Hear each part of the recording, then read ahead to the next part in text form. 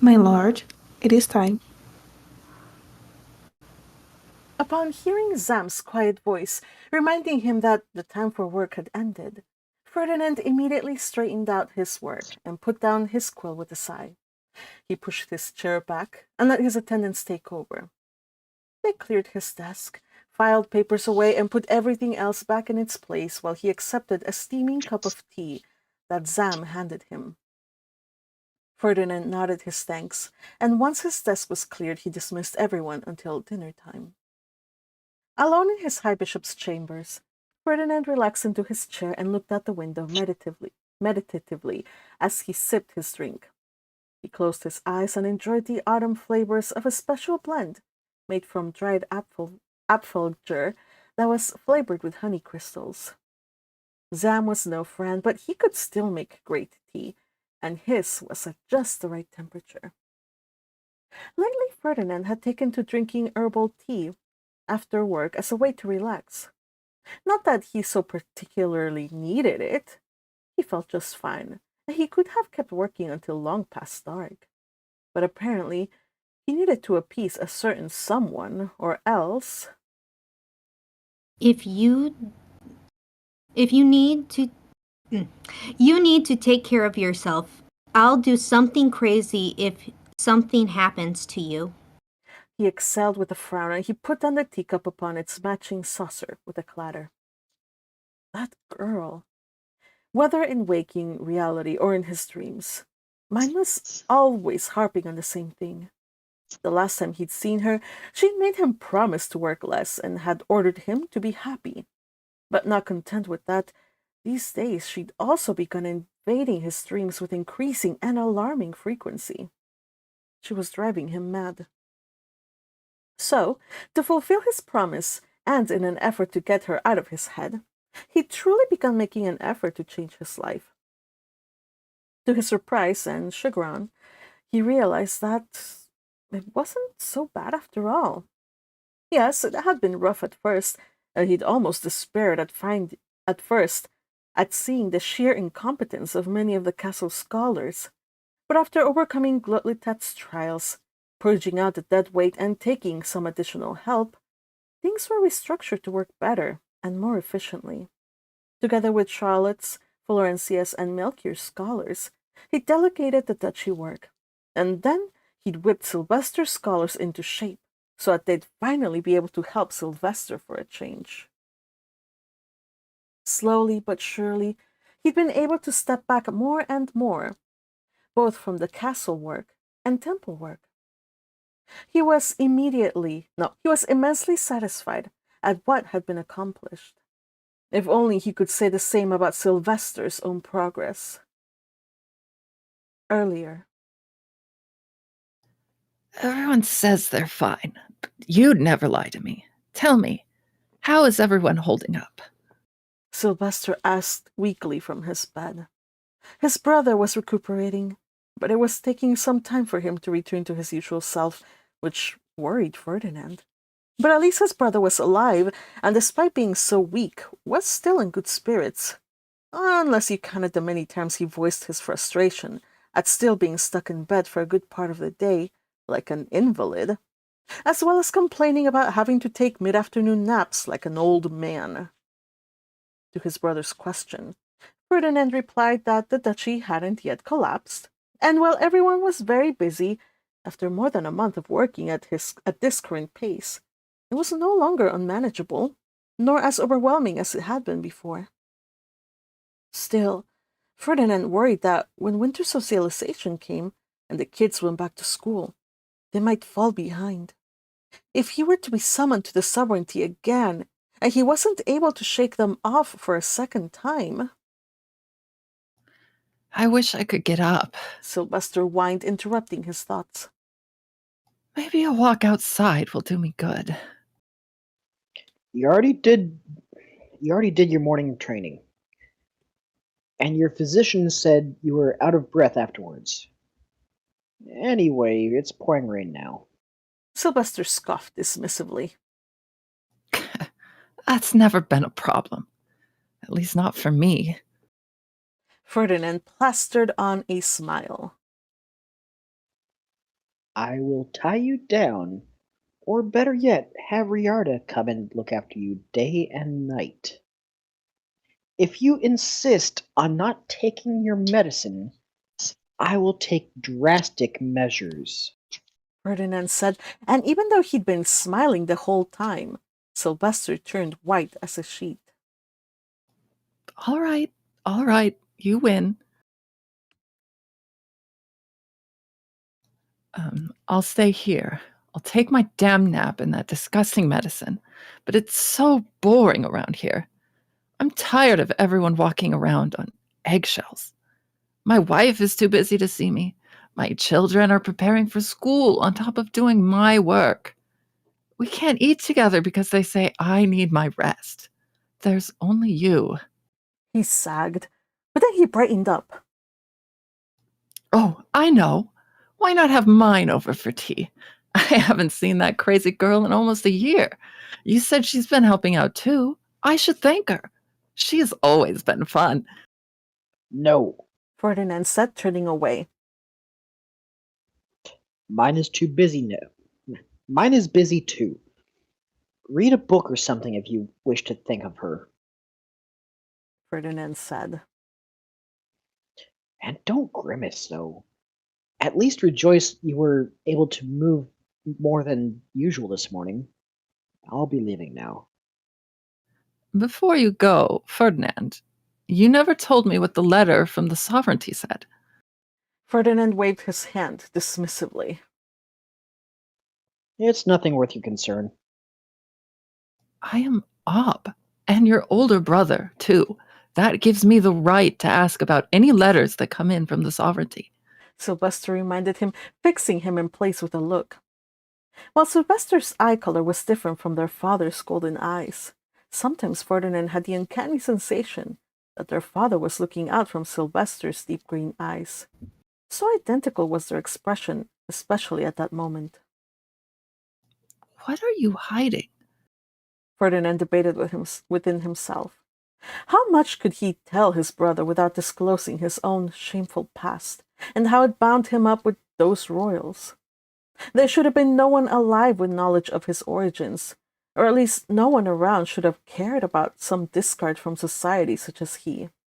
But it turned out that the royal family, while not at all interested in claiming him as one of their own, was still not above summoning him for their own selfish purposes.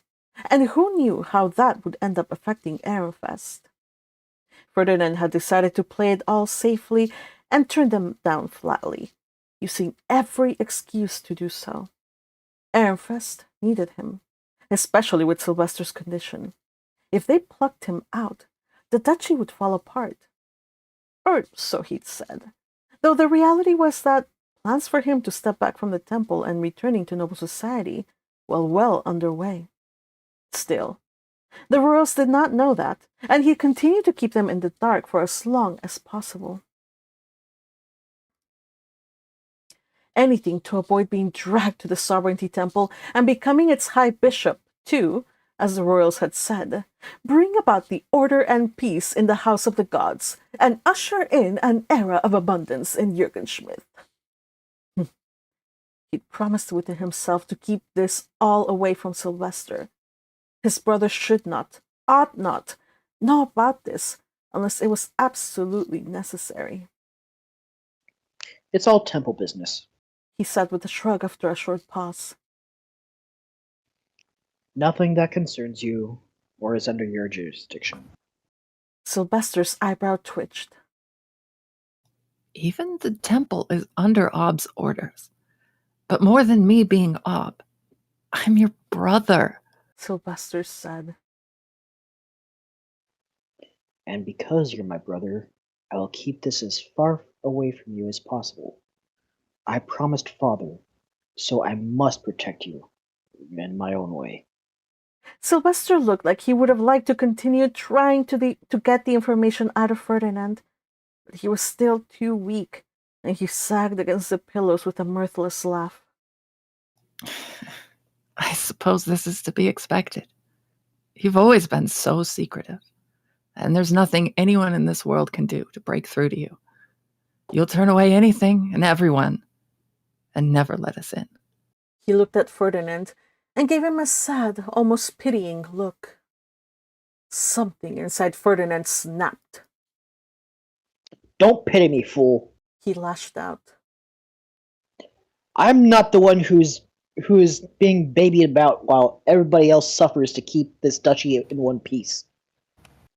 I hope you learned your lesson. You were lucky that night. You could have died. Yes, I know.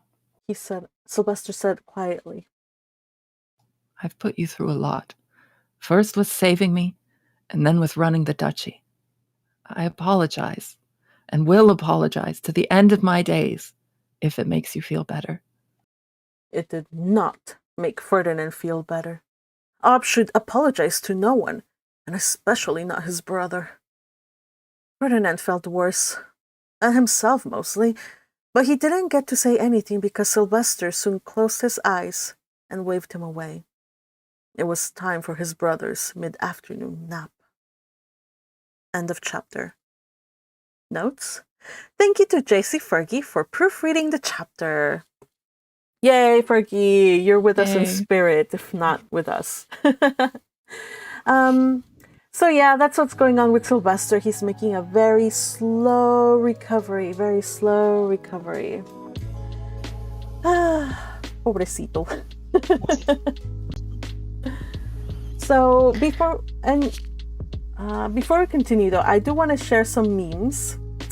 Remember that I was worried about kind of like the sad tone that this chapter has. It is a little sad, or I hope it was a little sad.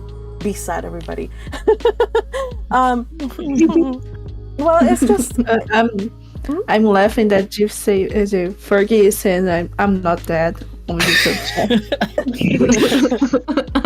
You're not here, so you obviously are dead. Fergie is in the chat. All right, there you go, Fergie. You are in the chat. Happy to see you. Oh, okay, I'm seeing the chat. I wasn't reading the chat. I'm sorry. I was too busy narrating. Jeez. So let me just see. I see Fergie. I see Teal. Teal is definitely saying Sylvester is me, and you are voicing him. So are you okay? Yeah, in Teal? reference to his naps. Yeah. Are you doing okay? Yes. Shall I send you a virtual hug? Here, hug. And if you have a headache, have a pat. Have a pat in your head. Okay. Yeah, there you go. Let's see. Yukihime says the threat of calling Riarda over to fuss over Sylvester, right? It's like the worst thing that they could do is to I'm gonna call Riarda if you don't cooperate. Riarda is busy enough with Eustace, but you know, she can do lots of things. She can multitask. Welcome, zombie man. How nice of you to join us in chat. Oh, Fergie's here. Brain. Just leave my brain alone. You can take everybody else's, just mine alone. All right. But I thought we were all allowed to pick each other's brains in this sort of community. Sorry, Nice. I don't have much to offer. This is the crew where there's 1.5 brain between all of us. So It'll be a real amuse-bouche, not a main course. oh. All right. So Yukihime asks, I'm curious, how were Sylvester and Myne's interactions in this weeb? So the way I imagine it, it's like take him in when he was, you know, masquerading as a blue priest, and just push that to like crank it up a little bit, with her unable to push back because she did eventually learn who he was. So it's not like they don't know each other. So it's kind of a little bit worse. She can't defend herself really. So it was kind of. Say puhi. Yeah. So he still kept doing that, even when she grew up. Except that Ferdinand eventually did tell him to back off because you know he decided that it wasn't right for him to torment Myne, especially once she was. How dare you torment the one I love? Yeah, well, it wasn't. I don't know if it was because of that. It's just like, yo, she's turning into a teenager. Stop this nonsense, or people are going to say things about it, and Florencia is gonna like. And he's like, oh, you're right. I should not joke around with a girl now. So that's how it kind of like stopped. Yeah, just yeah. I don't know. That's kind of like what I imagine. If you guys have any ideas, happy to hear them, or read them if you want to put them in the chat. But yeah, like how Remy says, the crazy girl would end his boredom. Yes, she would. But it's a good thing that she wasn't summoned. So let's see, we have Sylvester. We haven't gotten a lot of him. We only got one chapter earlier in this one. So yeah, I hope you guys enjoyed that. And we have Ferdinand, of course. He is in this fanfic, everybody just seems to be fed up with him because he just doesn't want to be helped. He keeps all his problems to himself.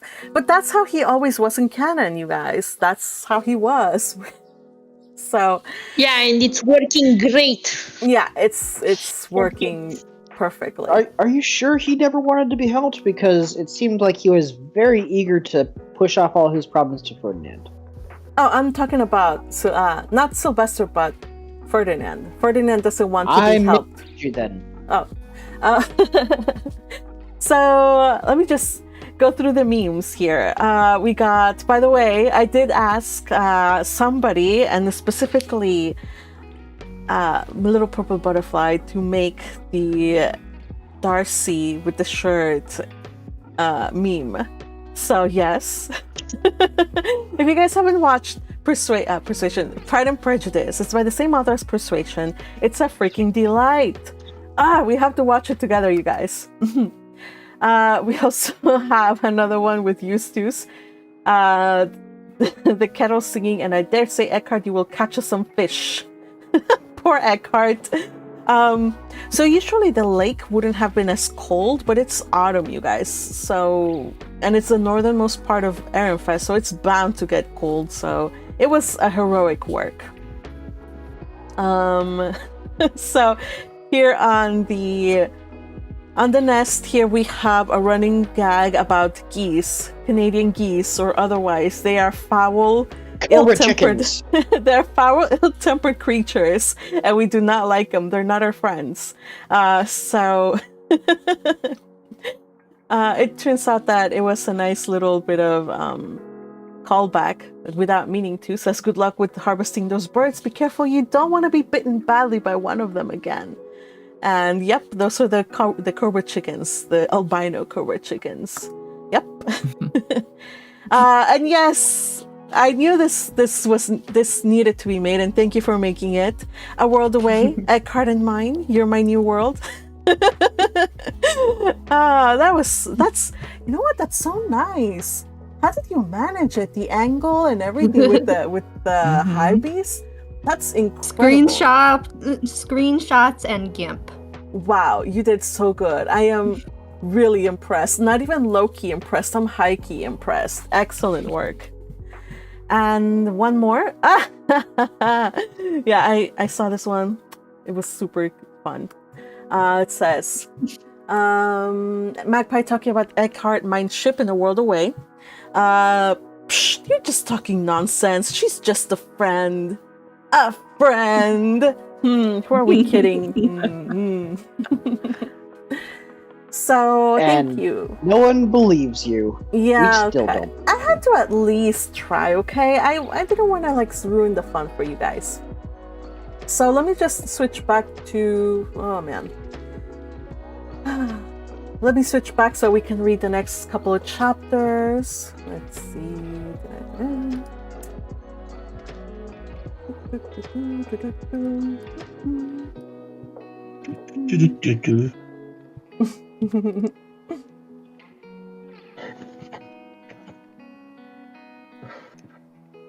Okay. Please hold the line. Yeah. Oh my gosh. Do not say that. I had to remember. I told you guys that I had to do a bank call. I had to return a call. So all in all, to get one little measly thing done, had to talk to 5 representatives, and I was I was dead. So anyway, Yeah. do not remind me of such things because I feel triggered now. All right, so let's head on to the next chapter, chapter 43. It's a bit of a long one, but I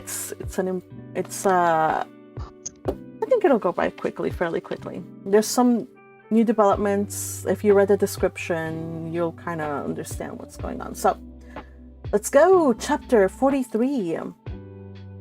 The garden. Eckhart. It was a terrible breach in etiquette, but for the second time in recent memory, Eckhart found that he absolutely needed to drop in at Myne's in the middle of the day, totally unannounced. It was leaf day, a day of work, but it was just a little before 5th bell, so he made his way to her house, hoping that she wouldn't mind his sudden visit. That she wouldn't find his sudden visit much too inconvenient.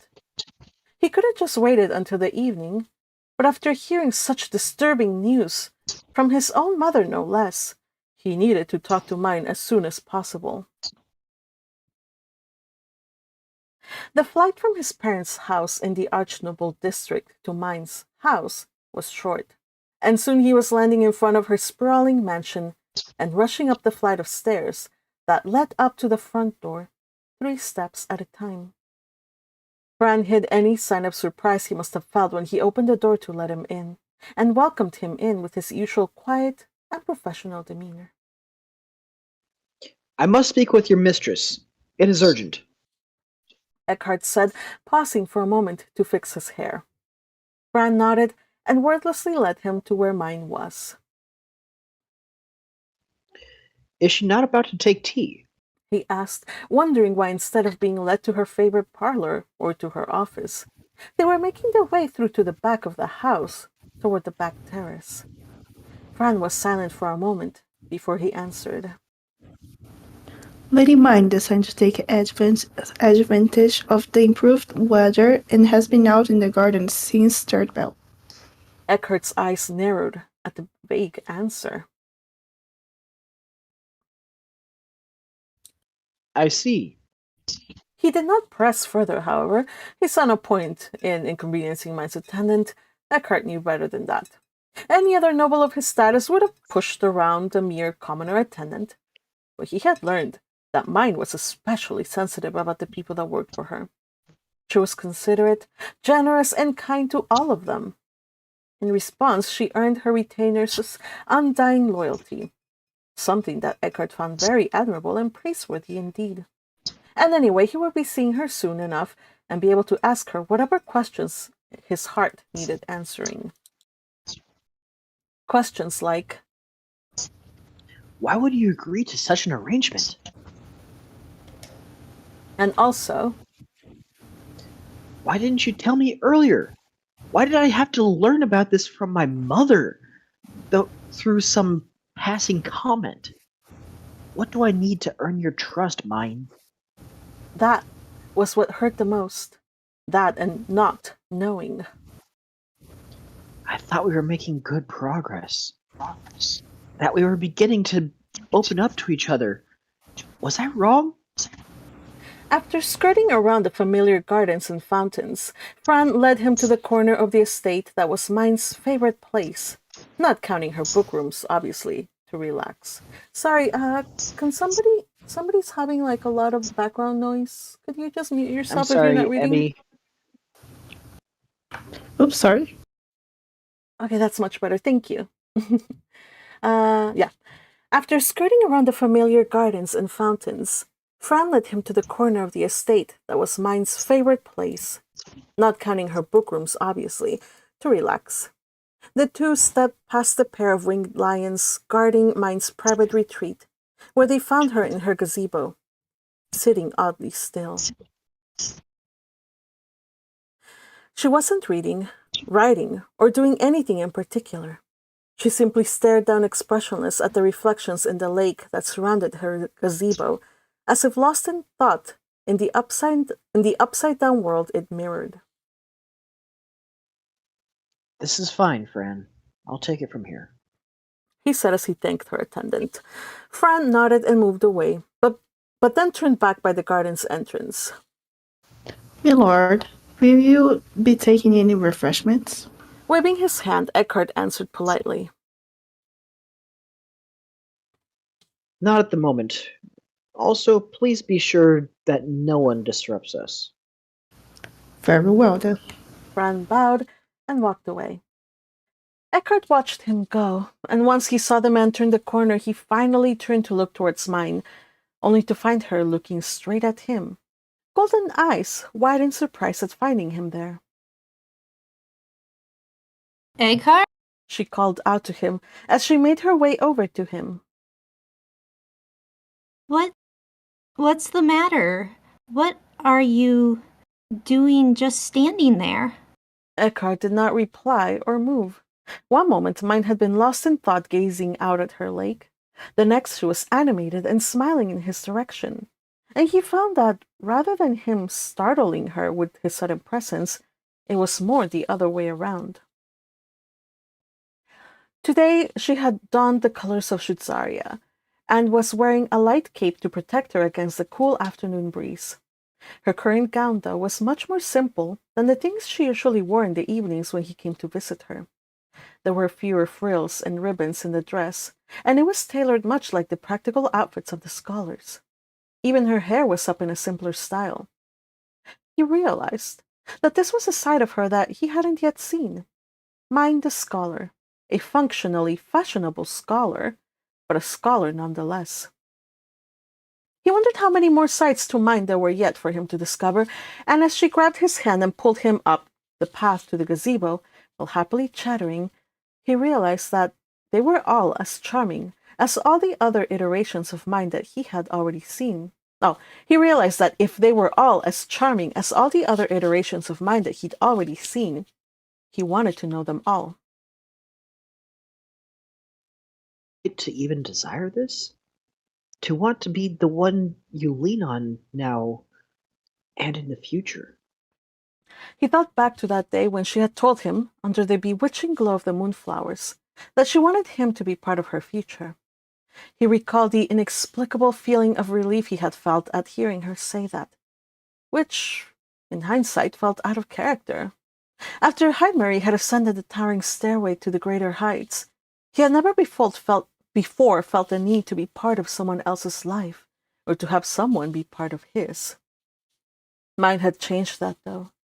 Feelings that he had long thought dead and buried were slowly unfurling within him, in much the same way that moonflower blossoms do when the starry cloak of the god of darkness spreads over them. He still felt conflicted about the change in him. On the one hand, he didn't want to let the memories of Eckmyne go, but on the other, he didn't see Myne as her replacement at all. She was becoming dear to him in a different way, and he reasoned that it was the same for Myne. Eckhart knew that he could never take the place in her heart that belonged to someone as honorable and admirable as Lord Ferdinand, but he had hoped to have a small corner of her heart as the one she could look to for anything, no matter how big or small. Yet after today's revelation, it appeared that he didn't even have that.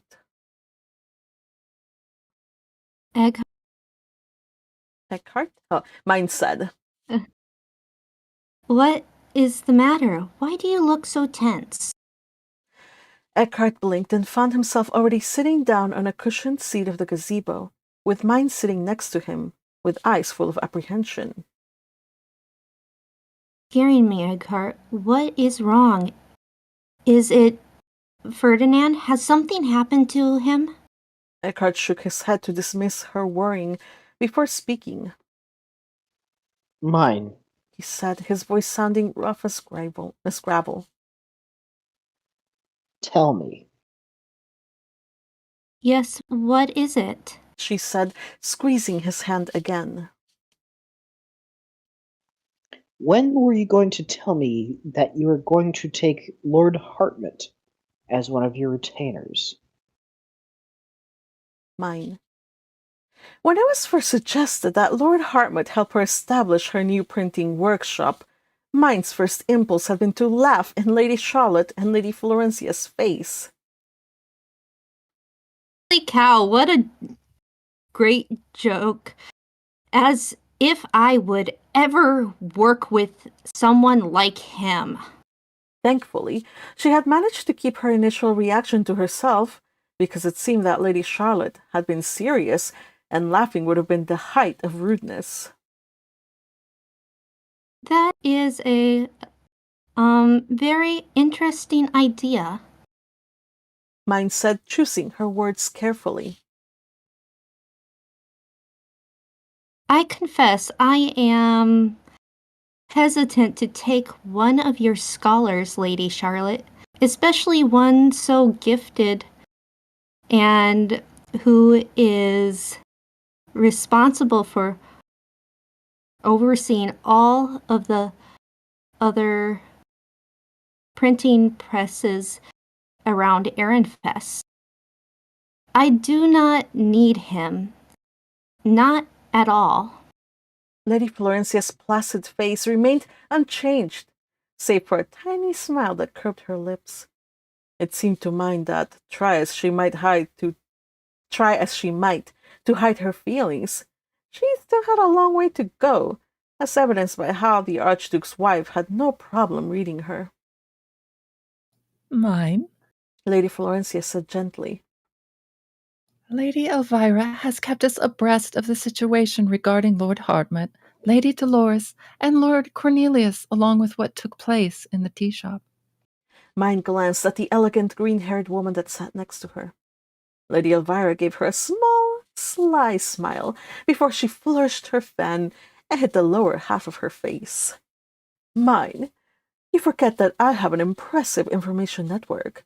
After what happened at our last tea party, I took it upon myself to find out everything. Scenes of her crushing the unruly trio flashed through Myne's mind, and suddenly she was struck with terror. You mean? Everything, Elvira said, and the way she emphasized the word made Myne's stomach drop. What she said next did not make her feel better. And so, after all of that, all of us here are of the firm belief that reparations need to be made. That's it. I'm dead. They're going to come after me because I forgot my station. How are they going to make me pay? In the last few weeks, Lady Elvira had accompanied Myne at every meeting and social event to show her support, had coached her on noble behavior, had insisted on advising Myne on her winter wardrobe, had gifted her several dresses for the social season, and had boldly declared to everyone that she introduced to Myne as her son's beloved. Eckhart had said that his mother meant to take her under her wing and help her weather her first social season with her full backing. But Myne had not quite let herself believe it. Now she knew why. Nobles were the type to turn on a dime on you, and you could never truly depend on them. I crushed Lady Elvira's son and her future daughter-in-law. She must be furious. Elvira gave a small chuckle and snapped her fan closed. Don't look so terrified. Before jumping to any conclusions, allow me to explain. Myne tried to control the shaking of her hands and nodded once.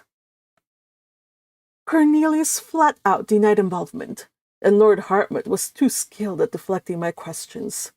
So a week ago, I invited Dolores over for tea and got it out of her. All I can say is, I am heartily ashamed of my son's behavior. Hardmet and Dolores are not my own, but Cornelius should have known better. Seeing a brief flash of disappointment in Lady Elvira's eyes, Myne realized that she wasn't going to be struck down by these powerful women after all. At least, not today. I'm sorry to say, Cornelius remains unrepentant. But I will work to bring him around. Still, that will not excuse him from that will not excuse him for affecting your business. Lady Florencia smiled at Lady Elvira.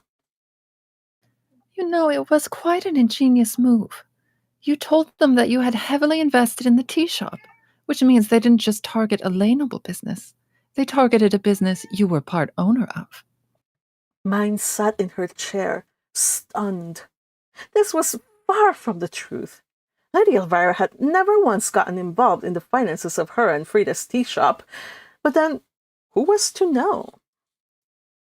Lady Florencia continued. That is why Charlotte has assigned Lord Hartmut to assist you with setting up your new workshop, as a way to pay back for the damage incurred. We heard that, after the scene, you lost the majority of your salon members, which proved a good amount of your business revenue. Is that all correct? Myne nodded, but she couldn't just sit back and accept things like that. I am thankful for your consideration, but I don't require additional help. I have all my Gutenbergs at the ready, and our plans are smoothly coming along to be ready by winter. The room was silent, and it seemed to Myne that they were all at an impasse. She didn't want Lord Hartmut anywhere near her and her people, yet the older women were of the firm belief that she should make him work for her regardless. Myne knew she should yield, but she just couldn't bring herself to do so. Myne. Charlotte said, breaking the uncomfortable silence. I must be honest. In the past few weeks, you have very tactfully pointed out areas in the printing industry that could be improved upon. If it hadn't been for your insight, none of my scholars would have seen the inefficiencies and the management problems that arose from a lack of coordination between the scholars who oversee the production and the commoners who make the products. This was very true.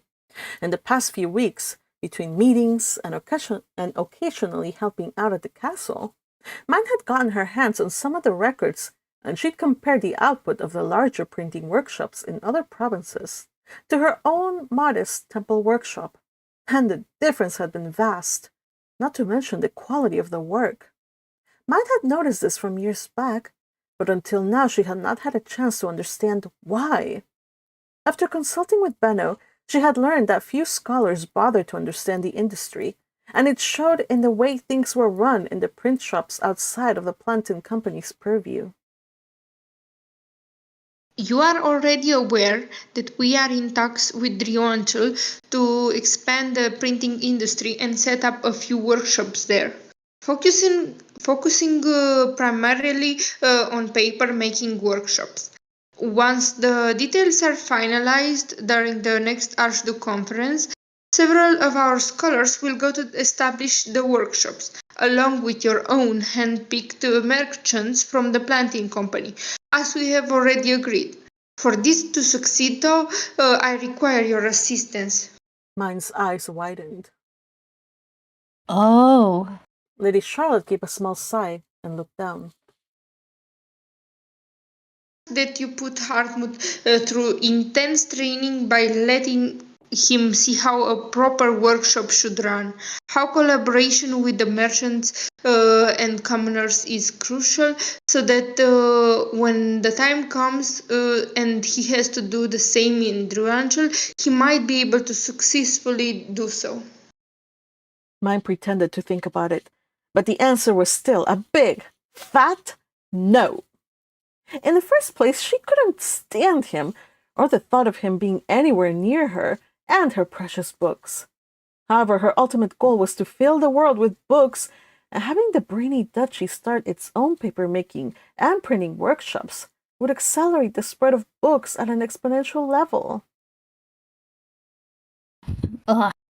why must it be Lord Hartmut? What if he proves to be unteachable? Myne asked. Charlotte smiled, looking as if she had some secret knowledge that amused her greatly. However, she didn't say what it was. I don't believe he's as hopeless as that. He has shown some promising signs. However, if he proves to be utterly useless, or if he inconveniences you in the slightest, I will have him dismissed immediately and replaced with another scholar. Myne sighed. She was still unconvinced. Myne, Lady Elvira said, while we do not want to force him upon you, you should think about it before turning down this offer. As it stands, you are already short-staffed, and if you wish to have your printing workshop up by the winter, you will need all the help you can get.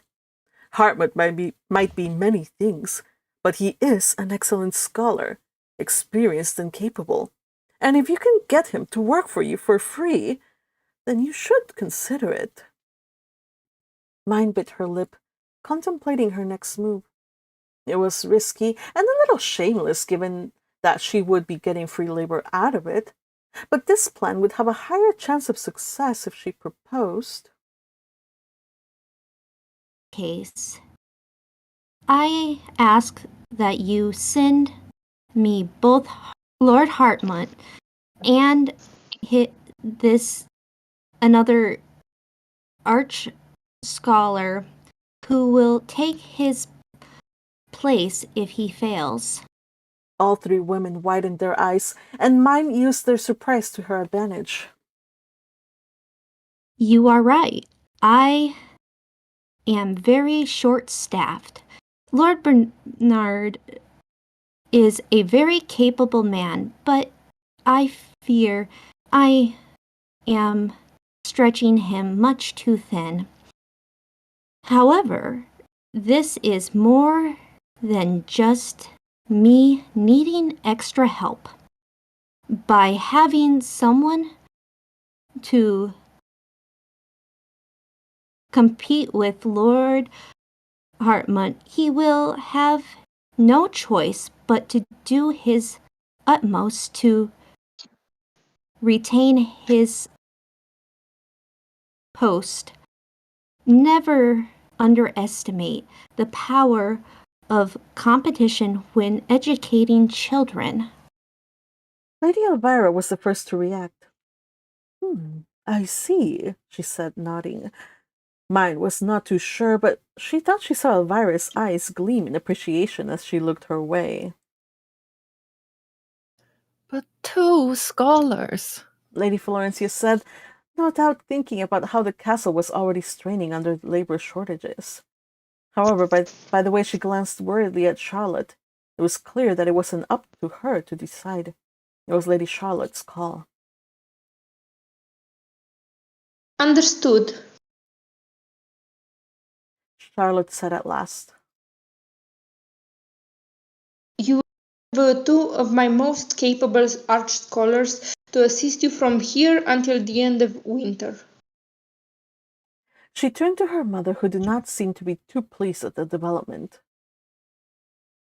I do believe that if this plan succeeds, we will end up with two top-notch scholars to rely on so that the deal with Rionchel can go off without a hitch. And in any case, we need someone to run things here in Ehrenfest when Hartmut goes to Rionchel. You see, you have nothing to worry about. Myne finished explaining as Eckhart and she sat in the gazebo. After all, they never have suggested something like this if they believed I would be in danger. Myne desperately hoped that Eckhart understood that she didn't mean to hide it from him. She had simply wanted to tell him at a time when he might be relaxed and happy. In fact, she had been planning to tell him that night over dinner. To that end, she had ordered his favorite dishes, and Ella was preparing fallow tartlets for dessert, using some of their precious frozen fallows. But now, here he was, radiating a dangerous aura that had her more than a little apprehensive. Myne, he said quietly. please be honest. Are they not forcing this on you? I can. No. She said, feeling the blood rush from her face. Please rest assured, everything is under control. So please, don't do anything rash. The moment she said that, she knew she had made a mistake because his deep blue eyes bore into hers with such intensity that she gave a little gasp. Oh no. I didn't mean to say that, but it's true. I'm far more afraid of how you'll react than I am of Lord Hartmut. Myne couldn't forget what Eckhart had done to his own brother for her sake. She disliked the vermilion-headed young man intensely, but she was sure that when it came down to it, they could both pretend that nothing had happened between them for the sake of a common goal. And she did not need Eckhart to suddenly go after Lord Hartmut and beat him to a pulp. Is that why you didn't tell me? He asked. Because you don't trust me?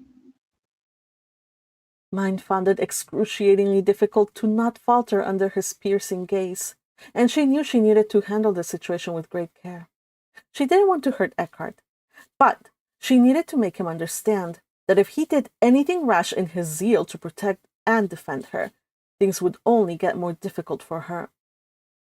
Remembering that Eckhart often got antsy when sitting around, she decided to invite him to walk with her in the garden instead. Unfortunately, it was not easy to convince him. It was like pulling a stubborn puppy's leash. He did not want to move. He did not want to walk. He was upset and more than a little angry. Cart, please. Please, Eckhart. She said, tugging at his hand and entwining her fingers with his. At that, he finally relented, though very reluctantly. They walked around the lake in silence, hand in hand, while the tension of that unanswered question stretched and stretched until at last Myne had to speak. You know, I often think back to that night when you told me to. When you took me to see the moonflowers. She glanced sideways at him and saw that he was surprised at the random statement. Before he could say anything, though, she continued. I didn't know if you realized it, but I was very afraid to get down from the tree. Yet you told me to jump and that you would catch me. So I did. Do you know why? Eckhart frowned. Because that was the only way down. She laughed. You're right, yes. There really was no other way for me to get down, but I could have Dithered. dithered for a long time up in the tree before actually jumping. Still, I knew on an instinctual level that I had absolutely nothing to worry about because it was you.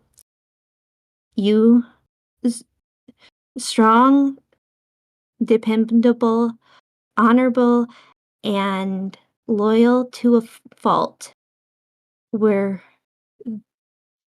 the one waiting for me with arms open. You didn't need to make 1,000 assertions. I already knew that you would catch me. A corner of Eckhart's mouth raised slightly. You closed your eyes before you jumped. Who in the world does that? Well, pardon me. She said, relieved that the mood had lightened just a bit. Not all of us are born fearless. I'm not you. He sighed, but was otherwise silent. So, to answer your question, She continued while looking at him. I trust you.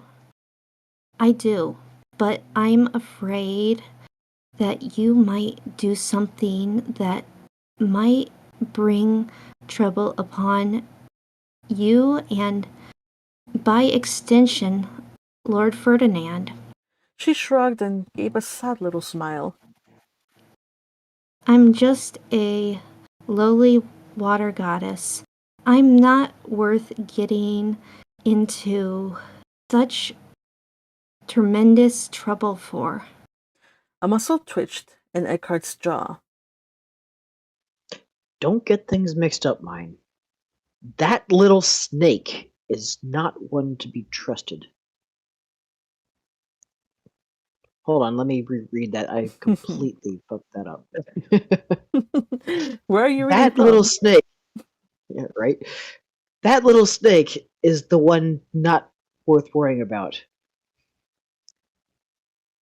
I don't want him near you. I don't want him to touch you, look at you, or taint the air around you with his poison. I'd sooner tear him apart limb from limb than let him raise a single finger against you. He looked like he meant every single word, and Myne was never more conscious about how dangerous he was than at that moment. The Eckhart in front of her made her hair stand on end. His eyes had a chilling look and were looking beyond her at nothing, and whether it was a trick of the light from how the sky was quickly turning gray and cloudy, his body looked as hard and unyielding as granite. He was not the Eckhart she knew. A cold gust of wind blew around them, and Myne shivered in spite of her cape. Oh gods, how have I made things worse? How am I supposed to bring him back? Reason would not work, and words had not helped. They had only made things worse. So she did the only thing she could think of to do at the moment. She released her hand from his iron grip and hugged him as tight as if her very life depended on it. Eckhart. It had been a long while. Years, actually, since Eckhart had felt like he wanted to burst out of his skin and blindly destroy everything around him. He hadn't even felt like this when he'd beaten his brother to a pulp. This was something far more primal and uncontrollable. Yet, here he was again, reduced to nothing more than a wild beast. He craved the sweet release that violence brought, yet a part of him held those desires in check and told him that he just could not do as he wished. At least not if he wished to continue living. Right, Lord Ferdinand's orders. He concentrated on his breathing and visualized the mana raging through his body, coming back under control. It took every bit of willpower to contain himself. He wasn't entirely sure how long it took for him to calm down, but when he finally came to his senses, he blinked at his surroundings and realized that he was still in Myne's garden, and that it had started to rain. Oddly enough, he didn't feel cold. Quite the opposite. He was somehow being kept comfortably warm. How? Why? He looked down and saw the reason. Myne had wrapped her arms around him, holding on to him tightly with a vice-like grip. He took in a deep shaking breath and carefully, oh so carefully, rested his hand on the crown of her head and called out her name. At the sound of his voice, Myne stirred and looked up at him, resting her chin on his chest. Eckhart? She whispered, her eyes full of concern. He wasn't sure if she'd been crying since they had both become soaking wet from the rain, but he could feel her body trembling as they embraced each other. At that moment, he realized that he had scared her. He felt cold at the realization of what he'd done. In spite of having been so worried about her safety, the one she needed to be kept safe from was actually himself. I'm a failure of a protector. I'm sorry, let's go back to the house, He said, grabbing her arm with one hand and extending his cloak over her with the other to shield her from the cold rain. We're both soaked to the bone. Let's get inside before you get sick. Oh, wait. She said as she tried to pull him in the opposite direction. Eckhart, let's go back to the gazebo. If it's your work you're worried about, leave it, He said, unconsciously tightening his grasp on her wrist and increasing his walking pace. We can have one of your attendants run back to get your things. She flailed. No, but... No buts! He said, determined to drop her off at her house as soon as possible. It was imperative that he get her home, where she'd be warm and safe. Safe from him and his violent outbursts, safe from a darkness so destructive and perilous that it required not just years of discipline to control, but the direct order of Lord Ferdinand to keep in check. You're hurting me. Stop! She yelled and pulled even harder in an effort to free herself from his grasp. At those words, Eckhart immediately released her. He turned to look at her and was horrified at what he saw. She stood in the garden path, drenched, pale, eyes wide in what could only be described as fear, as she rubbed at the wrist he had so callously manhandled. Oh, Lightning Shaft, what have I done? I never meant to hurt her. Before he could chastise himself further, Myne spoke, and while she looked tremulous, her voice was anything but. We need to talk. She said firmly, then turned and walked back to the gazebo without waiting or turning to see if he was following her. He had no other choice but to follow her there. Myne. Not for the first time in her life, Myne was thankful beyond words that her attendants were the sort to always worry about her health. Once the weather had begun to turn colder, Fran, Rosina, and Delia had all suggested that she stop spending so much time in the mornings out at the gazebo for fear that the weather might turn and she'd be caught in the rain or that a chilly breeze might make her sick. Since Myne had insisted, they had had no other choice but to relent. Yet they'd still prepared some things for her, just in case. Lord Bernard had even gotten to work and installed temperature-controlling magic tools along the posts of the gazebo, which she could easily activate by pouring mana on their face stones. Her other attendants stored away other items like a water canopy, this was equivalent to an umbrella, snacks, and even a blanket. Even Feline, the newest addition to her staff, had recently prepared several moisture-wicking magic cloths, a magic tool that had the same function as a hot water bag, and an extra warm cape with a few simple magical designs embroidered on it, supposedly to keep the cold away. Myne poured in a good amount of mana on the blue face stone embedded on the post nearest to her, before rummaging through the storage bins under the gazebo's padded seats. When she heard Eckhart walking up the steps behind her, she tossed him one of those magical moisture-wicking magic tools. Then she turned away and proceeded to dry herself as best as she could with another. She took her time, making sure to dry herself off. First, because she really did not want to stay wet for their conversation. And second, because she had to think and control her emotions before approaching the situation at hand. In all truth, Eckhart's actions had shaken her. She didn't know what had happened to him, but the change in his demeanor had scared her. And once he'd finally come to, he had looked just as shaken as she did, as if he had truly lost control of himself in some way.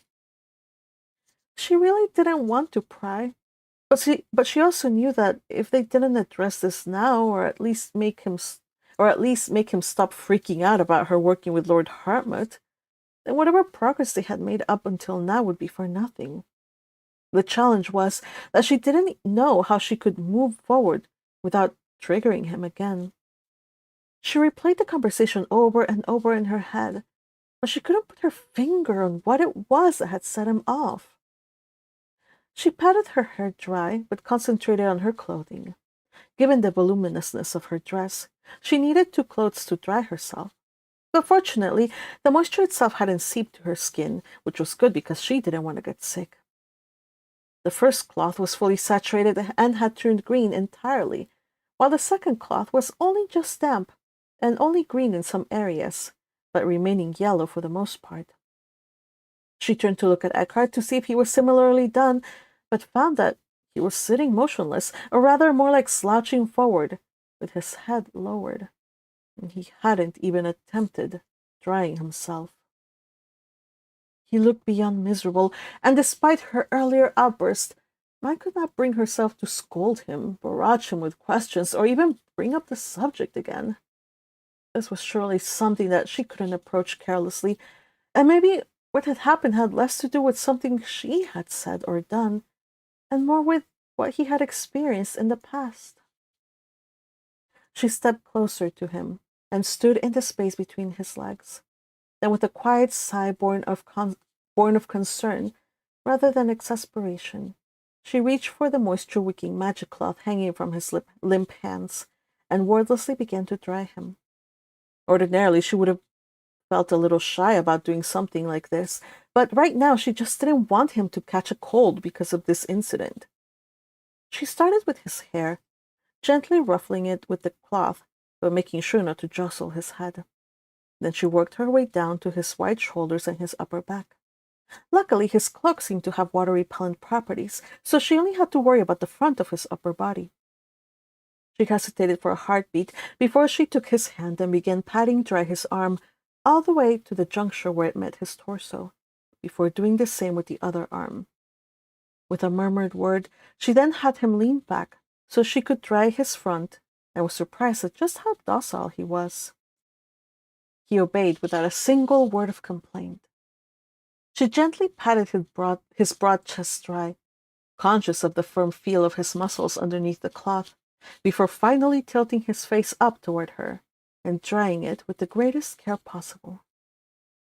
By this point, the cloth was almost all green, but there was still a small corner that was not yet saturated with water.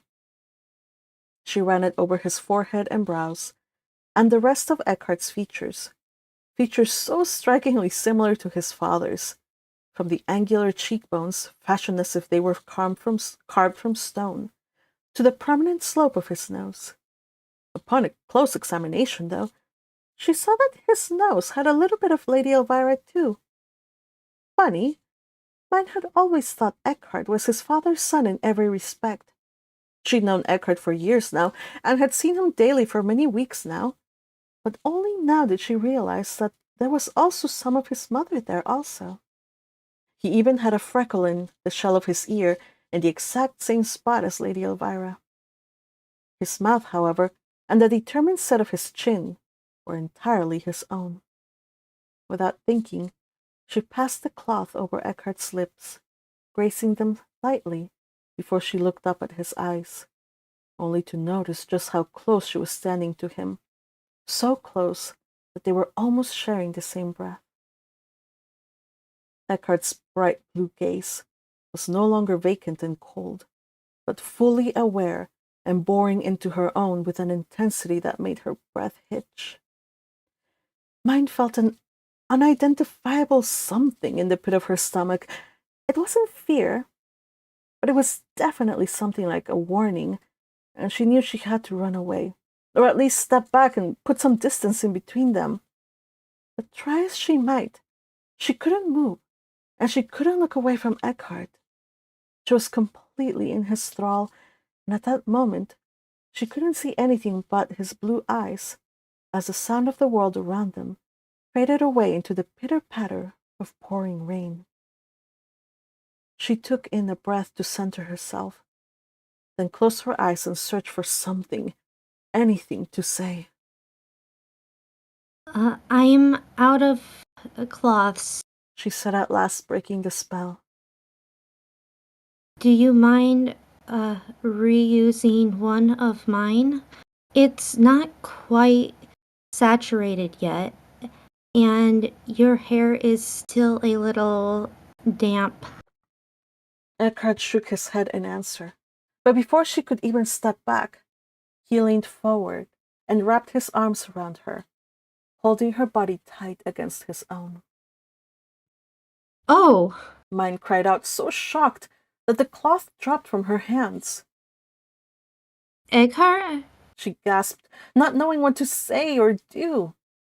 His head was at the level of her chest, and his ear was resting right over where her heart beat, and she was sure that he could hear it galloping wildly at the sudden development. She was in trouble, so much trouble. Eckhart. Eckhart closed his eyes and let the last of his tension drain away as he rested his head against Myne's body. He breathed in and out slowly, inhaling the herbal scent of the garden around him, mixed in with Myne's perfume, a fragrance far more beguiling than that of any flower. And he should know. After almost a year seeking new varieties to give to her, he was sure that he had encountered every single kind that grew in Aramfest. He didn't know what it was about the scent of her perfume, but as he breathed it in, it calmed him down. He was also aware that Myne was probably panicking at the sudden closeness. He couldn't help but feel reluctant to let her go. Just a little bit. Please let me have a little bit more of your time. It has been years since I blanked out like that. He began speaking after some time, while still holding on to Myne. I'm sorry you had to see me like that. I'm sorry I hurt you earlier and scared you, but I swear upon my honor and my name that I would never purposely harm you. He waited with bated breath for her to speak, to either accept his apology or cast him away from her as he deserved. She did neither. Instead, he felt her fingers brush lightly through his still damp hair, and the sensation reminded him of how his nurse, and sometimes even his mother, had comforted him as a child.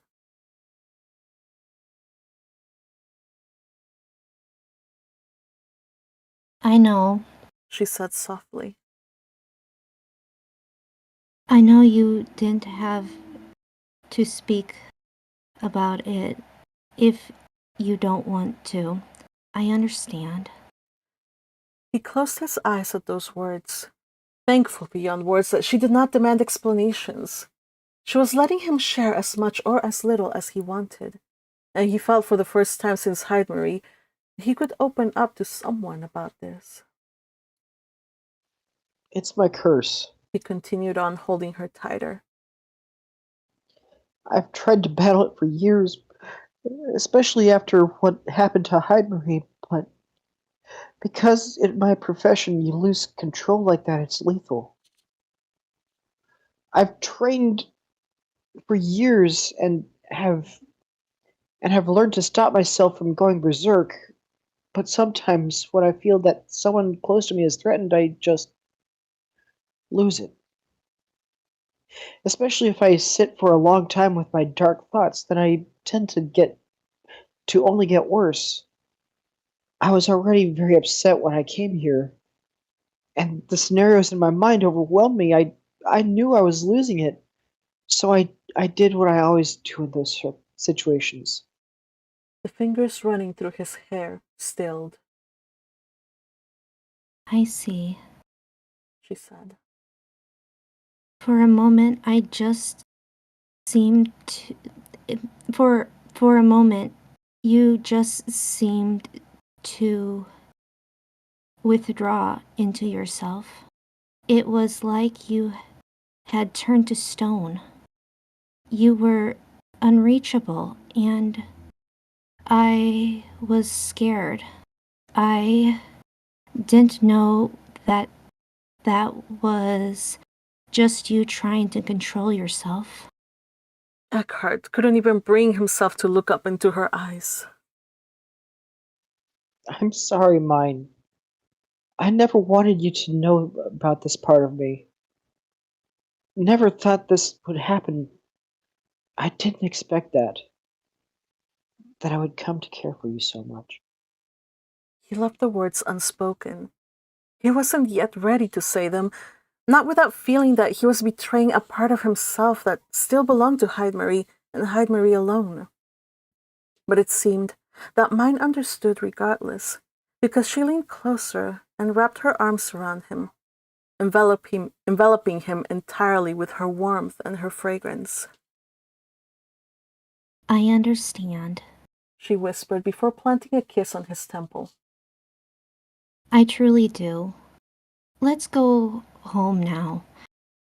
Look, the sun is starting to come back out. Eckhart opened his eyes, though he still refused to let go. Head still pillowed on her breast, he looked to the side and saw that Myne was right. The world around them was shower fresh and illuminated by the soft glow that cast bright beams of light off the raindrops and made Myne's garden sparkle. Still in the soft loop of her embrace, Eckhart held Myne tighter and felt her squeeze him back. It was like the world around him was made new. End of chapter.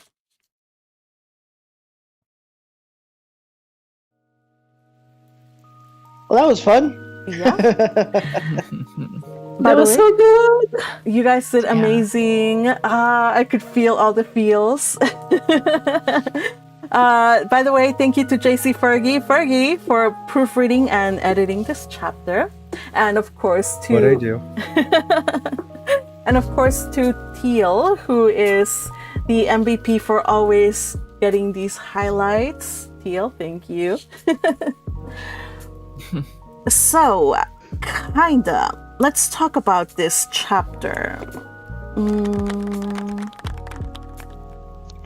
I think you have now a whole female fan group. Yeah, we had a lot of fun. We had a lot of fun in the chat on YouTube. Yeah, I have to read them now. Oh, where's my YouTube chat? Here we go. I'm gonna blush. Oh my god. What's going on? Okay, so I see a lot of hearts, so that's good. That's promising. Thank you for the hearts. I'm sure you guys deserve all the hearts, you guys. You guys did amazing. So, I wanted to talk about this chapter because after Moonflowers, chapter 39, everybody just immediately expected these two to, do first kiss, whatever. But I think that these two still have some issues to resolve before that. So, especially Eckhart, I think. We love the slow burn. Sorry, what? We love the slow burn romance. I'm just trying to make it organic. I'm not really making it slow on purpose, but it is important. The slow burn in this case is a good choice. Yes, Exactly. I did not want to rush it at all. I mean, if we're doing this, then we're gonna do it properly, right? So yeah, I remember in this chapter we had a lot of comments that they were like, I was waiting for the kiss. No kiss. Maybe never, but just kidding. No kiss yet. Okay, who am I kidding? No kiss yet. They could have Finally, she admits it. so Please don't destroy our dreams. there will be a kiss. Don't worry. Just not yet. So we have several developments here. Besides Eckmyne just opening up a little bit more to each other, learning more about each other, he opened up to her about some of his own things. Like, it's in my head canon that he's violent, not just because, it's his personality or whatever. It's just there's something about him that makes him go berserk or violent. Like, he's just like that. So it's my head canon that's why he's so rash and violent. So he has to work work on it, not protect himself, just has to work on it. And so Myne kind of needed to know that about him.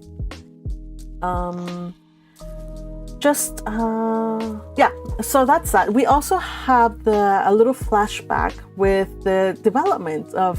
Did any of you guys see the Hartmut thing happening, or was that caught you by surprise, or just?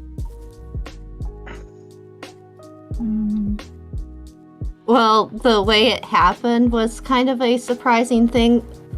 With Hartmut, you know that he's going to try to become her retainer, being how crazy he is, but to see that he was actually put in that position was kind of surprising.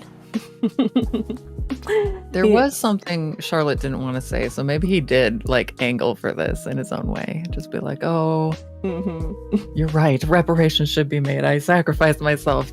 Send me to Myne." So I'm glad you look at the little details. There was something that Charlotte didn't say. And remember a few chapters ago when it was a Hartmut POV,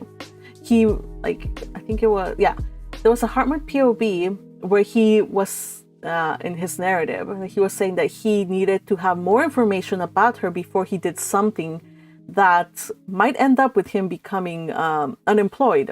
So he was doing something in the background where he's like, oh no, now I'm going to be reassigned. Oh no, how terrible. So Hartmut is doing things in the background. Hartmut's being Hartmut. So he wasn't assigned. Just if you're wondering, he was not assigned to this. He put himself in this situation. He moved the things so that he would end up in that position. But hey, it's free labor.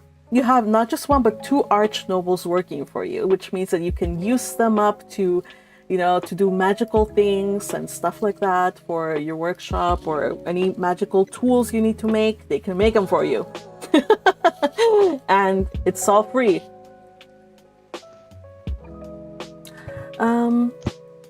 So let me see some of the comments on the chat. Here we go.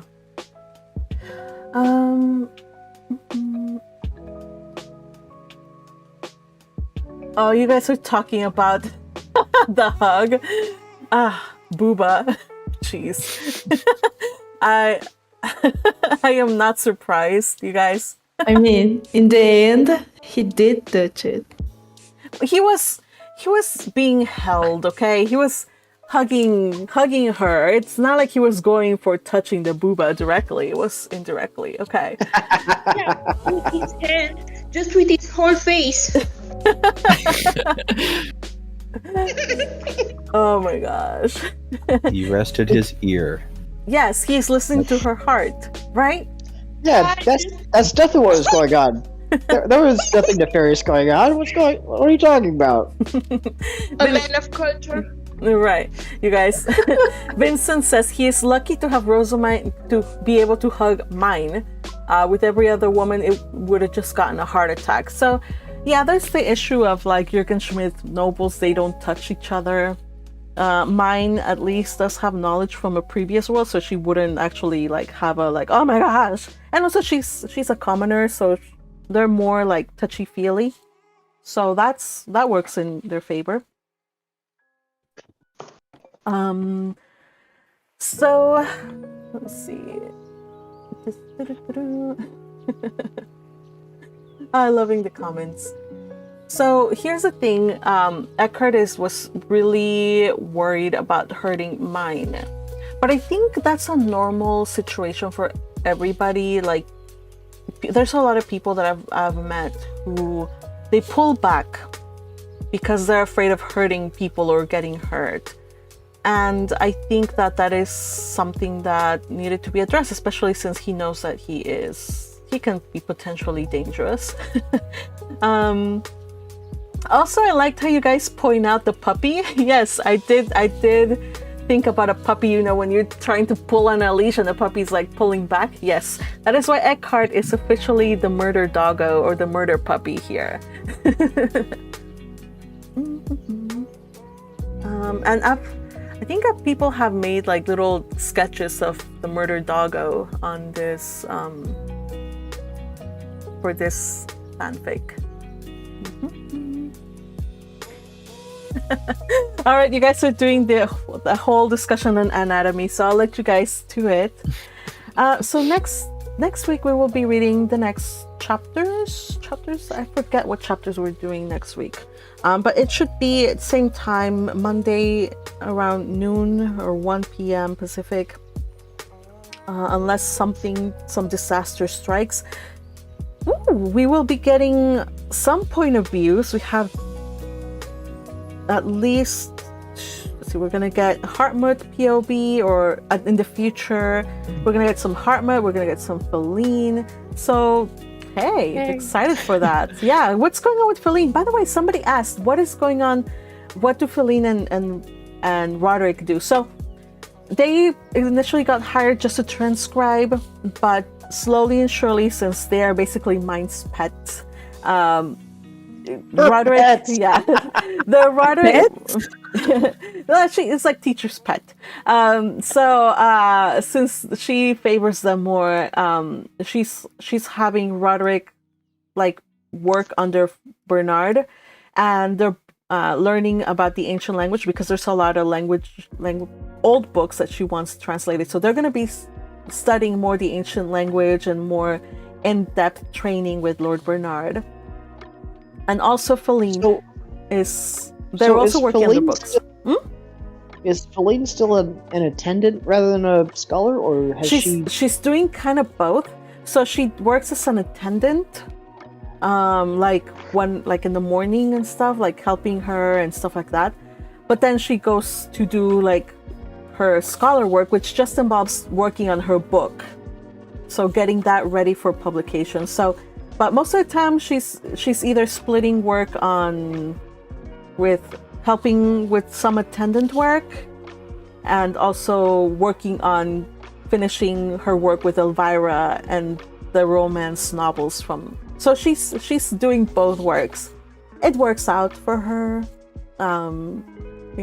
She's just excited to be able to do what she loves, and also putting her attendant's work to good use, because Myne doesn't have a single attendant that can use magic. So for example, one of the things that Feline now does, she goes in to fill in the bath so that nobody, like people used to haul the water up the stairs, hot water up the stairs. So now Feline just works the magical tools that are already built in to make sure that there's hot water for Myne's bath. So stuff like that. Myne still has her retainers, Adelia and Rosina, like tend to her like a lot. Like they're her closest ones. But yeah, Feline does help out, and she's a good little girl, so she fits in well with the rest. Yes. Any other questions? I think those were all the questions that I saw here while we were. Yes, reading. Magpie, I have a question. Oh yeah, what's up? So I noticed in your all your romantic scenes that you are focusing on like the senses and stuff, but I'm now have keenly noticed that you are missing completely the mana stuff. Was it a conscious choice? You don't talk about bubbling mana and so on, or is it that you forgot? So I did talk about here Eckhart with the mana when he's trying to bring it under control. Because when he was going berserk, that was part of like he was like his mana was like, let's go kill, right? So he had to control himself. I did mention the mana. In regards to emotions, for killing, not for. Yeah. So romance. Are you talking about romance? Okay, so regarding romance, in my headcanon, a lot of that has to do with like horny times, like when you're getting aroused or whatever, when foreplay and all that stuff. That's when it would primarily go into play. So since right now they aren't quite at that level, not yet. Eventually, maybe. You'll have to read ahead to find out if there's. But I will address because there's a conversation later on about mana and stuff like that, but that's you have to wait for that. Things have to develop first before that, and it's a conversation that she has with Frida. So she has to. It comes later. So I will. It's not that I am ignoring it or that I'm just like, Jürgen Schmidt. Who cares about Jürgen Schmidt? I know we're in Jürgen Schmidt, and I know mana is an issue. There was one scene that I did edit out. I don't know if anybody who has read this fanfic already noticed, but I did cancel out a little bit of a mana thing in one chapter. But that was, I think, the Myne and Ferdinand chapter. But that's just because I had written that chapter like a year and a half ago, and then I was like, oh shoot, this wasn't supposed to happen. But yeah, I'm fully conscious about the mana thing, and it will come in. Don't worry, it will come in. That way it remains true to the world. I know you're only worried about authenticity, and I thank you for bringing it up. It's all in the name of science. I get it. Huh? Because all the mana sensing, I was just curious, because all the mana sensing is not even sexy time. It's just to find the right partner also. Don't worry, it will. So. I know. Don't worry, I will address all of that mana situation. Don't worry, it'll be addressed. I didn't just write all of this without thinking about it. It will be addressed. Don't worry, it'll be addressed. He's going to dye her in his colors. Why are you saying such lewd things? We're live, dude. We're live. Oh my. Eckmyne, after this chapter, he can say it. No, not. They haven't done anything. They haven't done anything here. It was just an embrace and a kiss in the temple. Come on. This is nothing, you guys. This was almost the lewdest chapter so far. It is so not. This is not lewd. This was tender and heartfelt.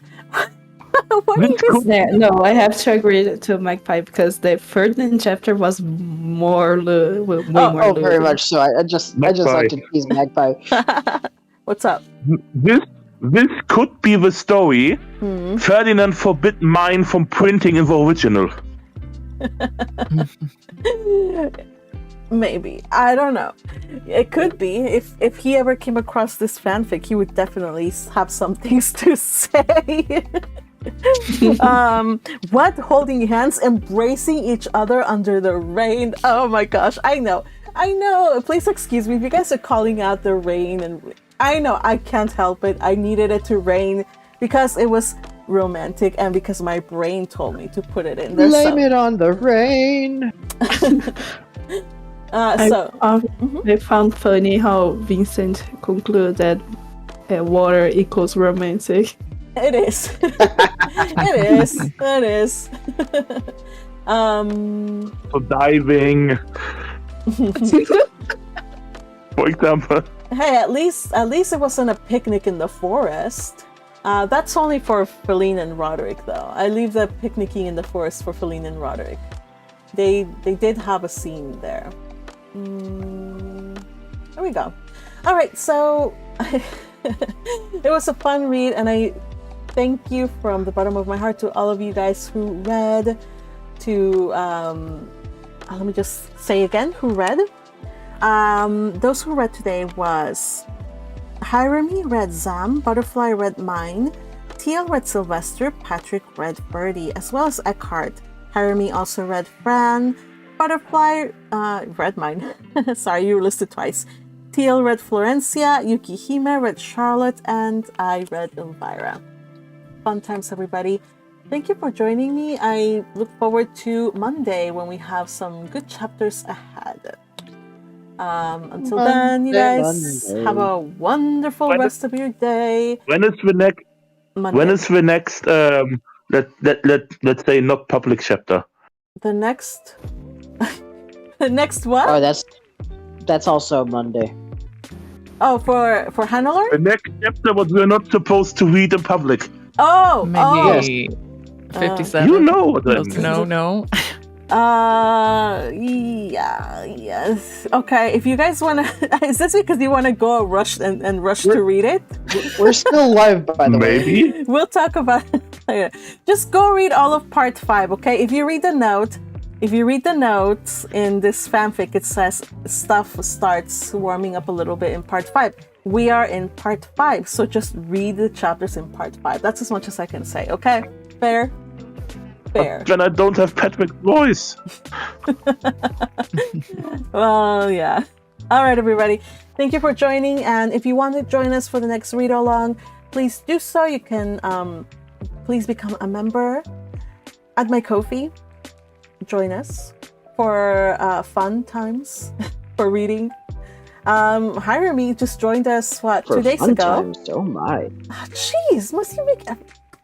No.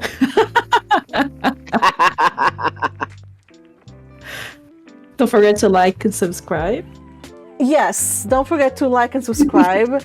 And don't forget that we are doing also Hannah chit chats on the other channels, so be sure to join us for that as well. Until then, Comment everybody. below, leave your favorite moment for engagement. Yes, that is also very helpful. Yeah, and share it with other people who might enjoy a good story. Good as in feels, it just grabs you. And gives you emotional damage. Awesome.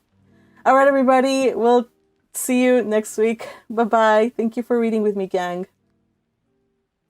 Yeah, bye. Bye. Bye. Thank you. Bye. Bye, chat. Bye bye.